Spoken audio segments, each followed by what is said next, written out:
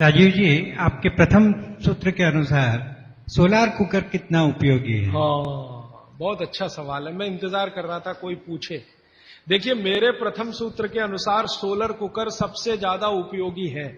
अब solar cooker एक ऐसी अद्भुत चीज बनी है या बनाई गई है जिसमें सूर्य का प्रकाश सबसे ज्यादा, तो सोलर कुकर का खाना बहुत अच्छा। लेकिन कौन सा सोलर कुकर?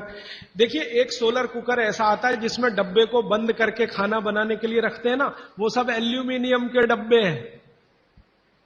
एल्यूमिनियम के वेसल जब तक है तब तक ये सोलर कुकर का खाना जहर है। लेकिन सिद्धांत रूप में सोलर कुकर भारत के हिसाब से सबसे अच्छी टेक्नोलॉजी है। तो आप बोलेंगे फिर कोई वेसल बदल के उसमें रखिए। तो जैसे ही सोलर कुकर में वेसल आ जाए पीतल के, कांसे के, आप उनका जरूर इस्तेमाल करिए।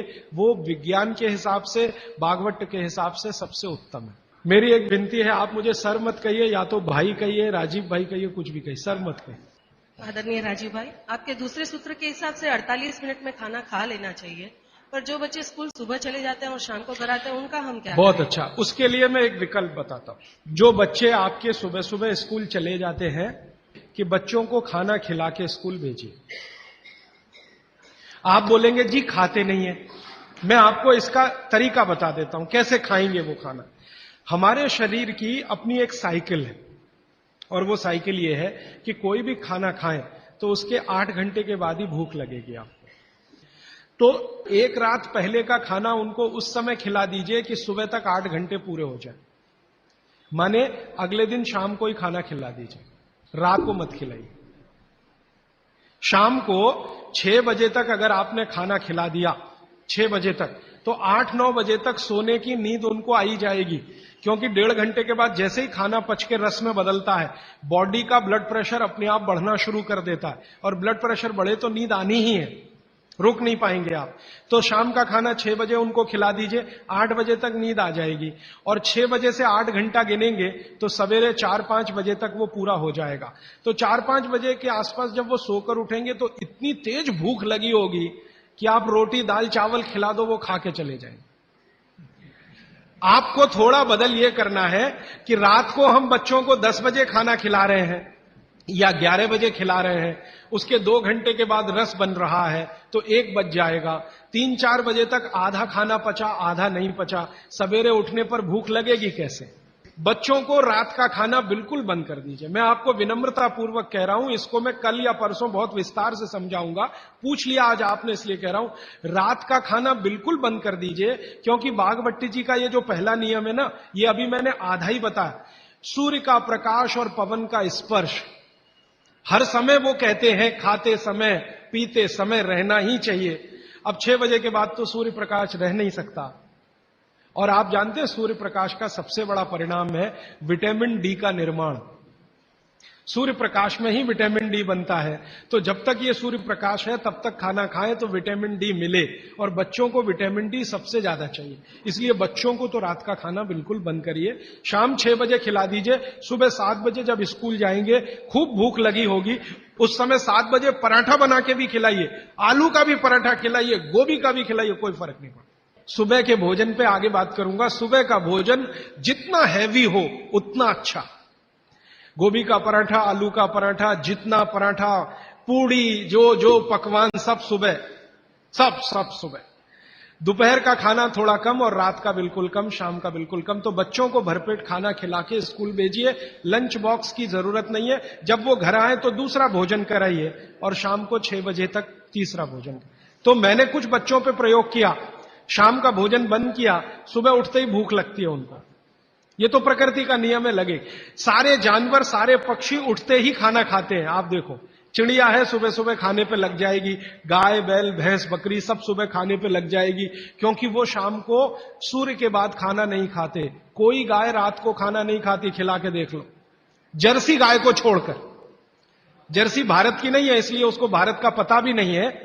वो रात को 2 बजे भी खा लेगी, लेकिन भारत की कोई भी गाय, भारतीय नस्ल की गाय 6 बजे के बाद खाना नहीं खाएगी। तो भारत की तासीर ऐसी है, इस तासीर को ध्यान में रखकर रात का खाना जल्दी करिए, सुबह भरपूर भूख लगेगी। और निवेदन इतना ही है कि खाली पेट बच्चों को कभी स्कूल मत भेजिए। खाली पेट तो कभी मत दे। आपने कह दिया जी दूध पी के गया, दूध पी के गया माने एक तरह से खाली पेट, सॉलिड कुछ नहीं है। सॉलिड सुबह सुबह शरीर में जाना बहुत ही आवश्यक है, अगर भविष्य में आप उसको एसिडिटी, अल्सर, पेप्टिक अल्सर से बचाना चाहते हैं तो। हमारे चिंतकों ने कहा है, हमारे बुजुर्गों ने कहा, हमारे इतिहासकारों ने कहा है कि परिवर्तन ही जीवन है। तो क्या सारे परिवर्तन बेमानी है? अगर ऐसा है, अगर परिवर्तन बेमानी नहीं है, तो ऐसे कौन से परिवर्तन है जिसे हम अपनाएं और ऐसे कौन से परिवर्तन है जिसे हम ठुकराएं? बहुत अच्छा सवाल है। देखिए, दुनिया में हर समय परिवर्तन होते हैं, ये प्रकृति का नियम है और यही जीवन है, ये बिल्कुल सही बात है। लेकिन हमें ध्यान ये देना है कि कौन से परिवर्तन हमारे अनुकूल है और प्रतिकूल है, बस इतना ध्यान देना है। अब इस बात को भागवत जी कहते हैं एक सूत्र में, अब आपने पूछ लिया तो वो सूत्र भी वो ये कहते हैं कि जिस आबो हवा और परिस्थिति में आप रहते हैं उसमें रहते हुए जो परिवर्तन होगा वो आपके अनुकूल है, और जो आबो हवा और परिस्थिति में आप नहीं रहते हैं वहां जो परिवर्तन होगा और आप उसको धारण करेंगे वो आपके प्रतिकूल है। अब मैं इसको और स्पष्ट करता हूं। यूरोप और अमेरिका में पिछले 100 साल में जितनी रिसर्च हुई वो उनके लिए बहुत अनुकूल है। उनके लिए रेफ्रिजरेटर यूरोपियन लोगों के लिए बहुत काम की चीज है। जब मैं ये भाषण जर्मनी में दूंगा तो उल्टा ही बताऊंगा उनको, मैं कहूंगा जरूर रेफ्रिजरेटर लाओ, माइक्रोवेव ओवन भी रखो। उनके लिए बहुत अनुकूल है क्योंकि उनकी कंडीशन में वो परिवर्तन हुआ है।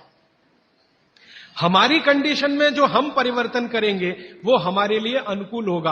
अब जैसे मैं आपको उदाहरण दूं, चक्की है, चक्की तो चक्की में एक परिवर्तन आज हुआ है, पहले वो नहीं था, आज हुआ है। हमने चक्की में बियरिंग लगा दिया है।